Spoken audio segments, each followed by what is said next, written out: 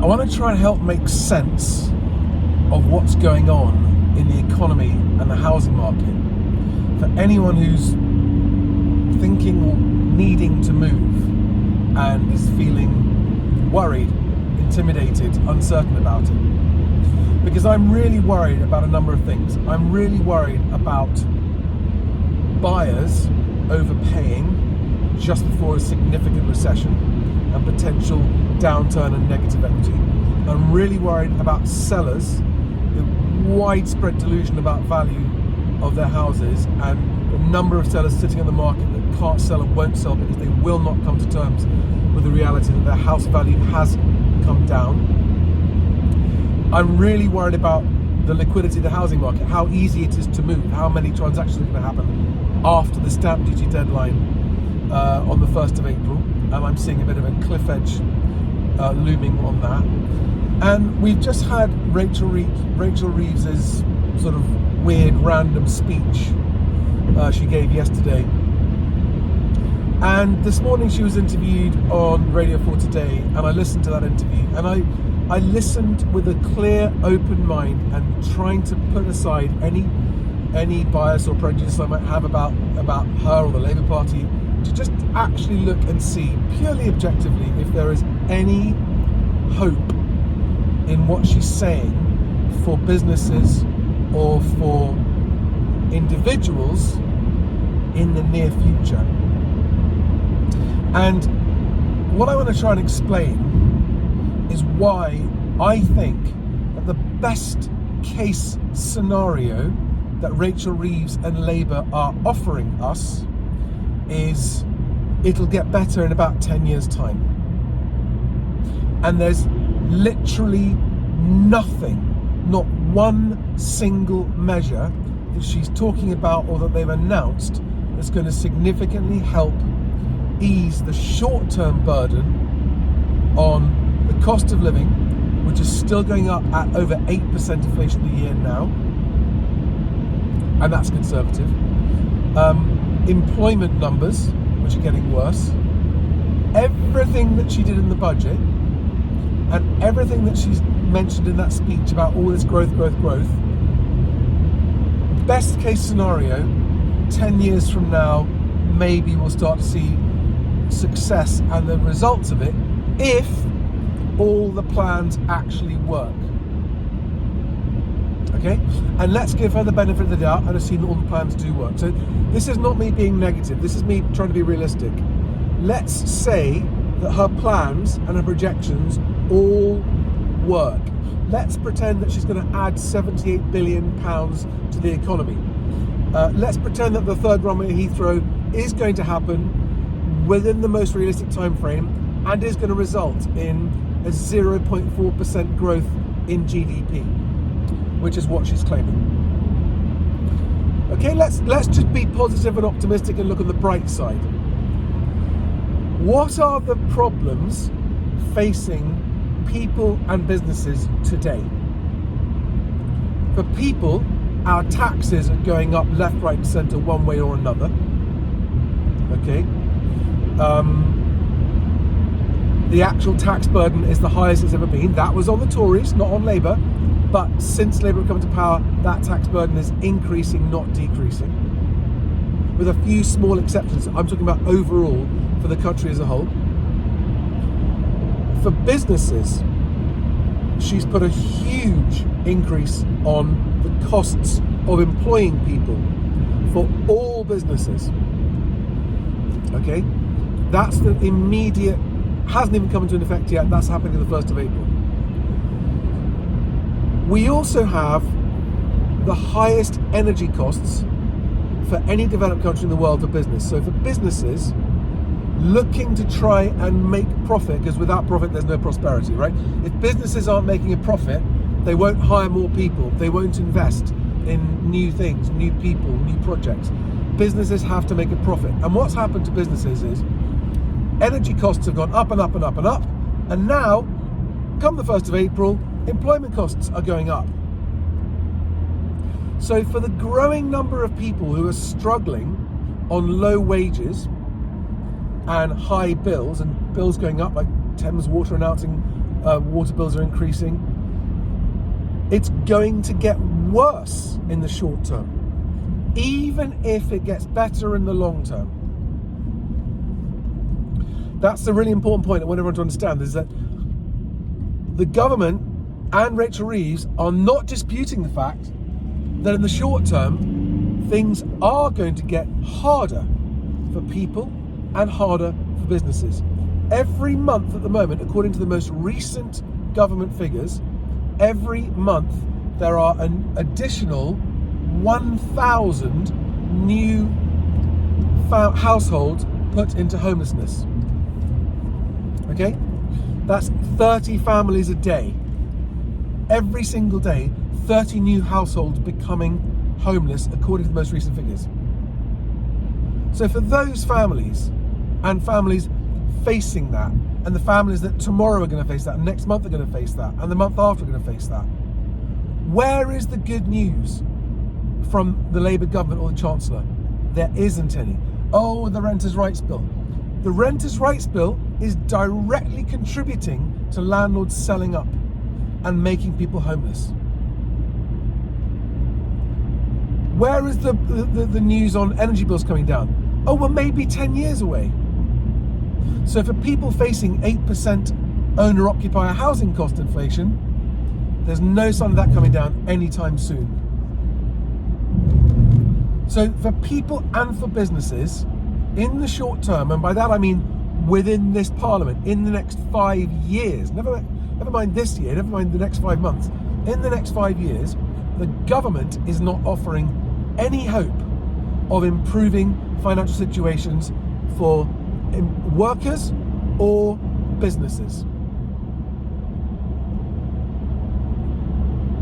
Let that sink in. There is nothing on offer when you look at the country as a whole, all businesses as a whole, especially small businesses, and for individuals, nothing that they are doing is going to make our financial hardship any better in this government that I can see. Right? It's all jam tomorrow. And that's when they knew when they came into government that they were inheriting an absolute hot mess of an economy from the Tories. By that I mean record child poverty, record homelessness, flatlining growth. Okay? Yes, they inherited a horrific situation, but literally everything that the Labour government has decided to do since it came to power is making it worse for us as workers and for us as business owners and for the country as business, the big, large corporations as well. It's getting worse. And this isn't me saying it. This is the actual leaders of those large employers writing to the government in numbers never seen before, saying what you are doing is going to make more unemployment, it's going to lower wages, it's going to increase prices, it's going to make inflation worse. And what the government is saying is, yeah, we hear you. Don't worry, it's going to be better in the long run.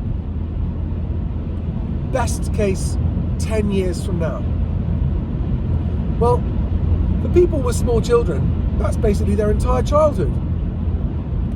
And my view is that that's not an acceptable position for a government to take.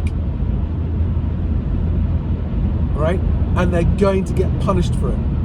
Now, am I saying that there's anything else better on offer at the moment? No, actually.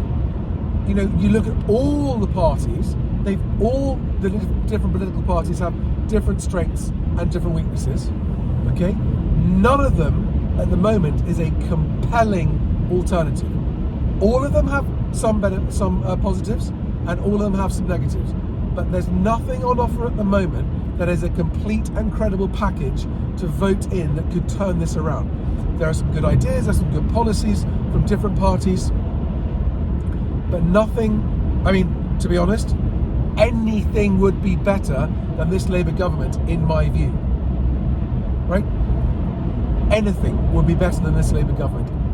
Literally any other government than this would be better than this government, based on what's on offer at the moment.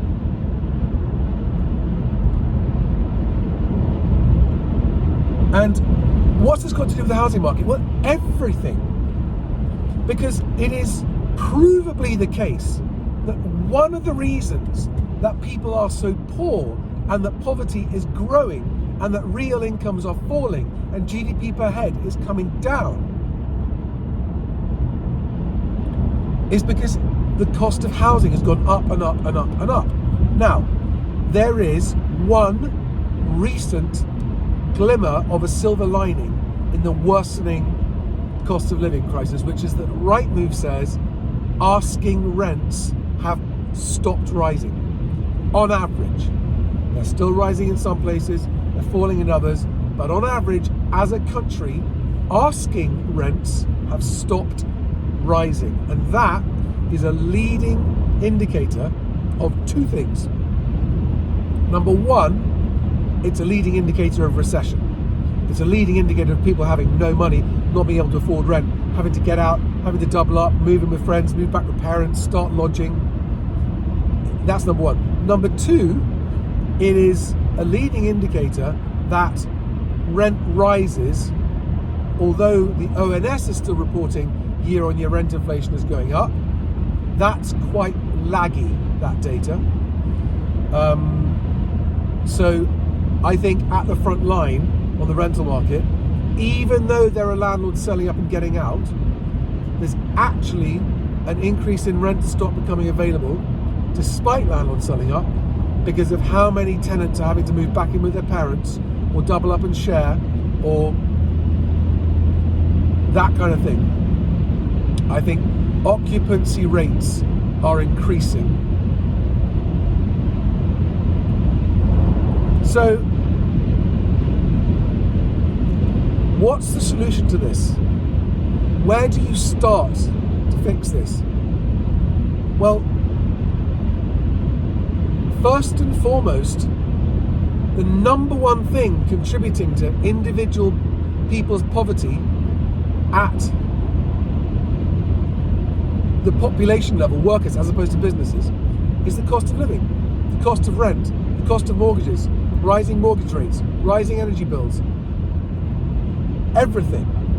And the only way that that comes down is if house prices are allowed to settle. And if house prices flatline nominally or even come down slightly, that reduces the risk of negative equity but allows wages to catch up with house prices gradually. And so any prospect of new mortgages helping more first-time buyers borrow more money to get on the housing ladder is a bad thing, not just for house prices, but for the economy as a whole, because first-time buyers will always leverage themselves to the max and have no money left over to buy a house and to get away from renting. Those people who want to do that. And that's why we're in the mess that we're in now. The two biggest costs that all businesses have are staff and energy. Staff and or energy are the two biggest costs. Those aren't coming down anytime soon. In fact, those are going up thanks to the government. And whilst businesses are facing those very, very high costs of energy and employment, with no prospect of either of those coming down in the near future, that's going to be bad for jobs and bad for wages. And whilst the jobs and wages market is declining and getting worse, I know year-on-year wage growth is real and positive, but again, that's slightly lagging. It doesn't tell us what's happening today. It tells us the difference between today's wages and a year ago's wages. It doesn't tell us what's happening today. What we do know is that month on month, unemployment is rising, job vacancies are falling. We do know that.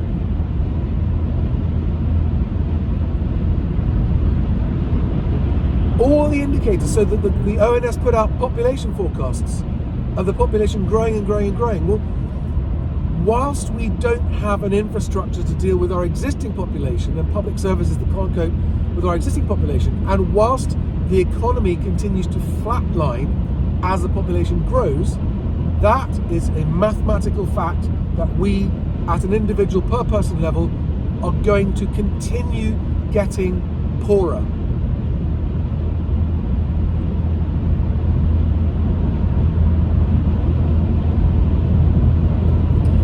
So, let me wrap it up. Housing costs are still rising at over 8% a year.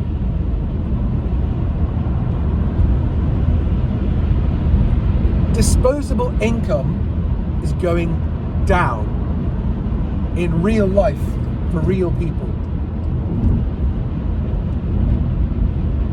Employment is going down, unemployment is going up, energy costs are going to continue to go up in the short term because of the government's net zero agenda.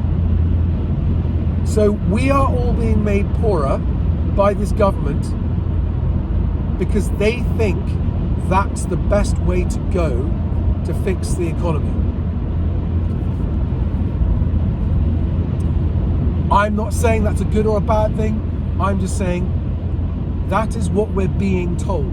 They are defending the increase on the costs to employers of employing people. They are defending all the budget measures that are making us poorer and that are increasing homelessness and poverty. They're standing by their decisions and saying, in the long run, we're going to be okay.